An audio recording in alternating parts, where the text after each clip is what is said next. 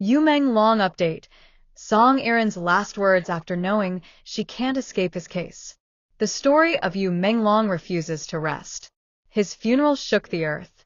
His leaked song ripped open hearts worldwide. But just when fans thought the storm had reached its peak, another lightning strike hit the horizon. Song Yiren has spoken, and her words may be the most haunting of all. She has been silent for weeks, trapped in shadows of accusations, whispers, and grief.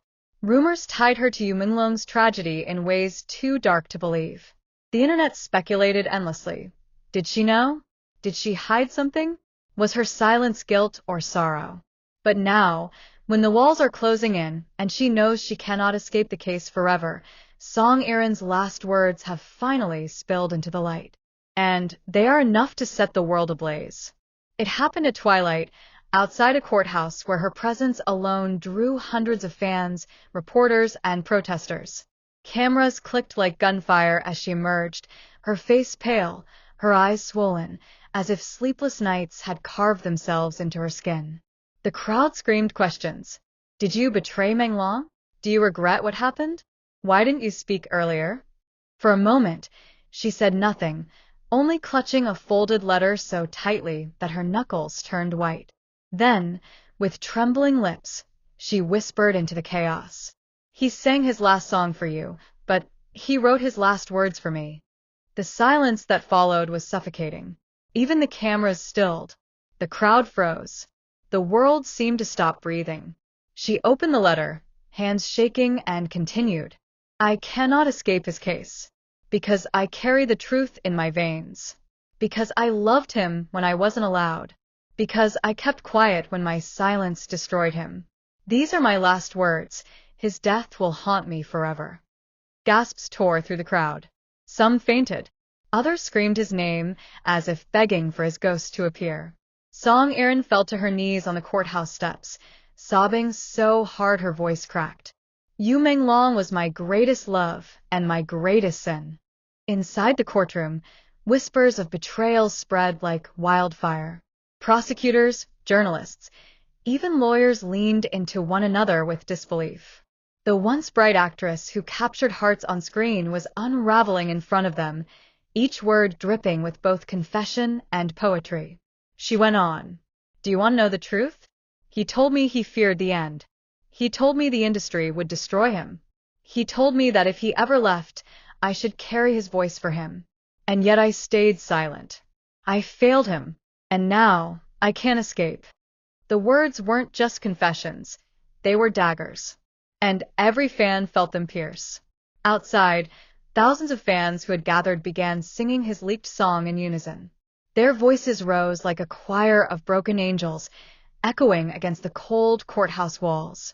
Song Yiren clutched her chest, her tears falling faster with every lyric. Stop, she begged.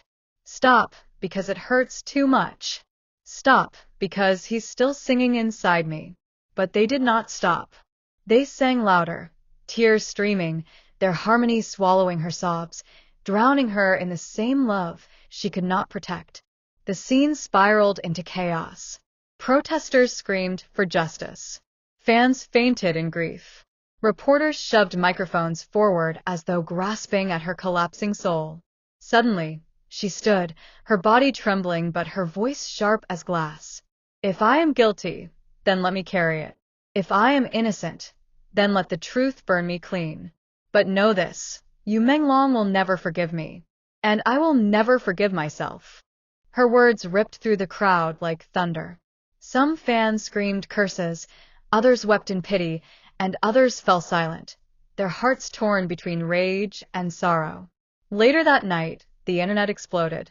Clips of her last words trended worldwide, hashtags firing across every platform. Hashtag Song Yiren Confession. Hashtag Yumenglong Truth. Hashtag She Loved Him Too. Some condemned her. Some defended her. Some claimed she was trying to shift blame, while others insisted she had finally broken under the weight of love and loss. But the most chilling revelation came hours later when a close friend of Menglong revealed. He did write her letters. I saw them. He told her things he never told anyone else. He said if the world turned against him, She would be his last refuge. But maybe she was too afraid to carry that burden. The truth now hangs like a blade over Song Yiren. The case surrounding Yumenglong's death is no longer just about loss. It is about secrets, betrayals, and voices that refuse to be silenced. Fans demand clarity. Did she hide something about the industry's role in his demise? Did her silence allow his pain to fester until it consumed him? Or was she simply another victim of a cruel fate, punished for loving him too quietly? In Beijing, a vigil turned violent as fans argued among themselves. One group held banners reading, "Forgive Song Yiren.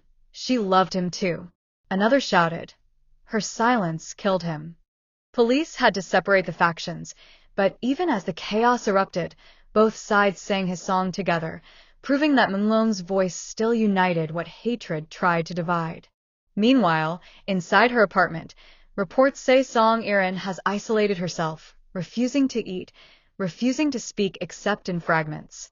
Neighbors claim they hear her playing his leaked track on repeat, crying so loudly it echoes through the building's walls. One neighbor whispered to reporters, "She sings along with him, as if begging for forgiveness, as if trying to reach him on the other side." As the case deepens, one thing becomes terrifyingly clear. Song Yiren cannot escape Yumenglong's shadow, nor the love she admits destroyed them both. Her last words ring louder than any courtroom verdict.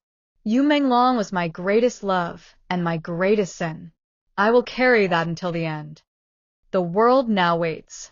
Will her confession unravel the truth behind his death? Or will it only bury her deeper in a grave of guilt she built with her silence? One thing is certain. Yumenglong's story is not over.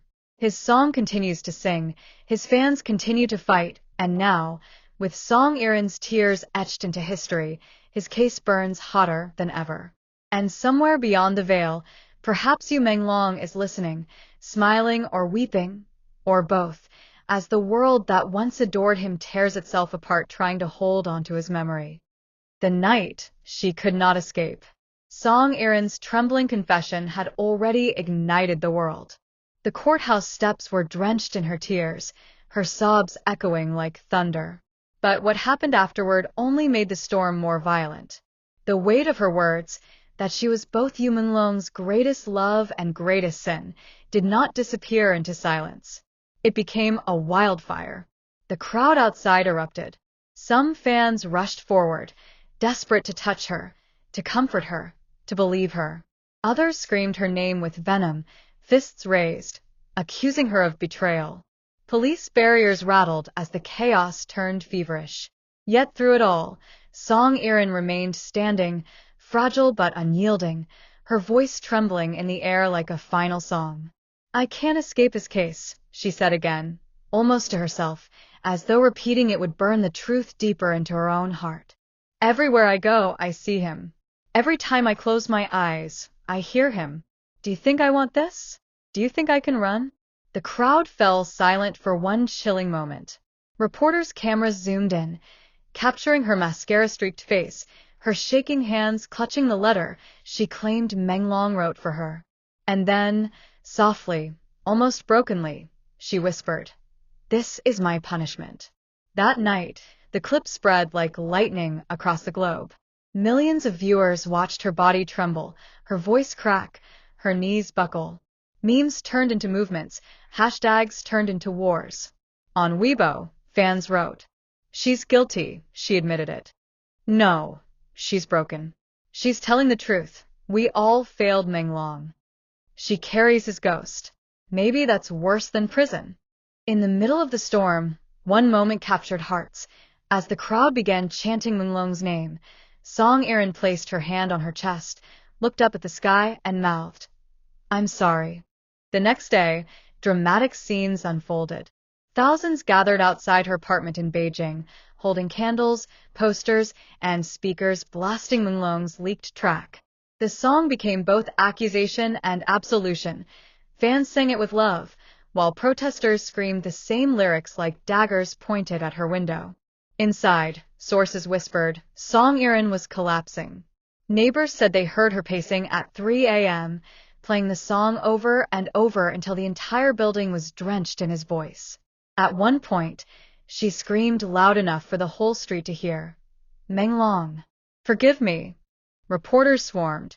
The footage of that scream looped endlessly on every news channel. Was it guilt? Was it grief? Or both? The courtroom itself had become theater. Every hearing was packed, not with lawyers or officials, but with fans and media, hungry for answers. When Song Yiren entered, she no longer walked like an actress adored by millions. She stumbled like a woman dragging chains behind her. During one hearing, she raised her voice unexpectedly. "Do you want the truth?" she shouted. The gallery hushed. Her voice cracked but carried across the chamber. "He asked me to protect him. He asked me to keep his fears safe. And I said nothing. I was scared. It shows silence over courage. And now he is gone. That is my crime." Gasps filled the room. Judges stared, bewildered. Prosecutors leaned forward, their pens frozen. It was not a legal confession, it was something deeper, raw. She didn't confess to lawbreaking. She confessed to failing love itself. Outside the court, fans split into two tribes. One camp raised banners painted in red. Her silence killed him. The other held lanterns glowing gold, inscribed with words. She loved him too. The street became a battlefield of emotions. Protesters clashed with mourners. Police struggled to hold back the chaos. And yet, above the screaming, one haunting sound rose. Menglong's leaked song, sung by both sides at the same time.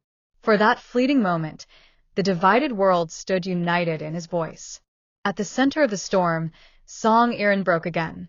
Cameras caught her collapsing outside the court, sobbing uncontrollably, clutching Menglong's letter to her chest like a lifeline. Her words were barely audible, but captured on microphones. "He trusted me, and I failed him. I will never escape." The footage was replayed worldwide. Talk shows dissected every syllable. Analysts debated whether she was manipulating sympathy or unraveling in truth. But the fans didn't need experts. They saw raw pain, and it burned them too. The haunting climax came 3 nights later, when Song Yiren attended a vigil organized by Menglong's international fanbase. She appeared without makeup, her face bare, her hair unstyled, holding nothing but the folded letter. As thousands lifted candles, the song played again. The crowd began to sing. And this time, for the first time, Song Yiren sang with them. Her voice was cracked, trembling, drowned in tears, but she sang the chorus.